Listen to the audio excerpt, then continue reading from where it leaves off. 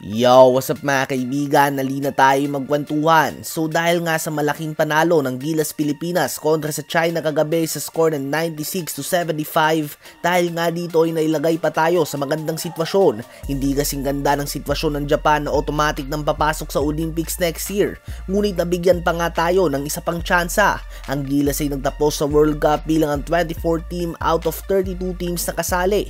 At dahil dyan ay imbitado pa din tayo sa Olympic qualifiers, kung saan makakaharap natin ng ilang teams na bigong mabigyan ng automatic na pwesto sa Olympics. Kung maaalala nyo nga ay katulad dito noon na makaharap natin ang mga bansa na France at New Zealand sa Pilipinas mismo. Ang pinaglalabanan nga natin noong oras na yon ay pwesto din para sa Olympics. Sa uli nga ay naglaban ng Canada at France sa finals kung saan nakuha ng France ang Olympic spot. So dadaan ulit tayo sa same process kung nais natin na makapasok sa Olympics, habang ang Japan naman ay makakaiwas na dito matapos na manalo ng 3 game ngayong FIBA World Cup 2023. Ano ba masasabi nyo tungkol dito?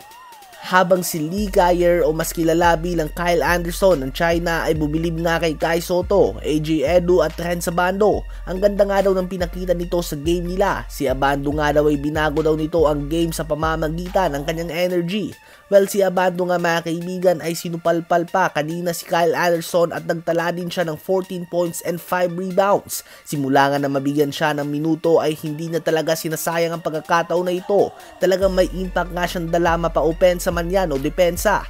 Kaya naman nagiging crowd favorite nga siya dahil sa kanyang lockdown defense, high flying dunks and rebounds at mga timely 3-pointers. Inaasahan ng madaming fans na muling mapapasama si Abando sa lineup ng Gilas sa darating na Asian Games sa September 23.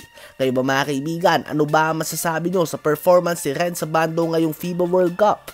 Habang si Jordan Clarkson naman ay tuwang-tuwa nga sa mga fans ng Gilas at sa pinakita nitong suporta sa kanilang final game kahit na nakapagtala sila ng 4 na magkakasunod na talo at nalaglag na sila sa kompetisyon. Grabe nga daw naibigay nitong energy para sa kanila at gusto lang nila na suklian ito ng panalo, lalo na ang mga pumunta daw kahit na may bagyo. Well, nagawa nga ito ni JC at ng Gilas mga kaibigan. Si Clarkson ay nagtala ng 34 points including ang 24 points sa third quarter at 20 points in 4 minutes na siyang nang tambak sa mga inchik. Hindi man naging maganda ang previous game si JC, ngunit tinapos siya pa din nga ang tournament na ito on a high note at binigyan niya ng saya mga Filipino basketball fans. Si JC ay babalik na nga sa Amerika upang maghanda para sa darating na NBA season, habang papalitan naman ni Justin Brownlee ang kanyang pwesto para sa Asian Games. Ano ba masasabi nyo tungkol dito? I-comment yan sa baba at aking babasahin yan. Huwag kakalimutan na mag-like, mag-subscribe at i-hit ang notification bell for more updates at kwentuhan. Salamat po.